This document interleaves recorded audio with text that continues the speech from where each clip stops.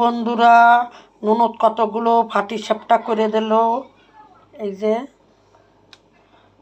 পাটিসাপটা করে দিল কতগুলো, ভাই খাবে বলে। আর এই এই যে এইদিকে হাঁড়িতে রেখে দিছি কুলি পিঠা। পিঠাটা সিদ্ধ করাতে ভুলে গেছি, ঘরে লোক এসেছিল, অনেক কথাবার্তা চলছিল, ওই জন্য পুরো পিঠাটা শেয়ার করতে পারি নাই আপনাদের সাথে, দুঃখিত, ক্ষমা করবেন। এই যে কুলি পিঠা হয়ে গেছে, আমরা এই রকমের কুলি পিঠা বানাই। বাপে সিদ্ধ করেছি, সিদ্ধ করে রেখে দিছি। আরও অনেকগুলো বানানো হয়েছে, সব খাওয়া হয়ে গেছে।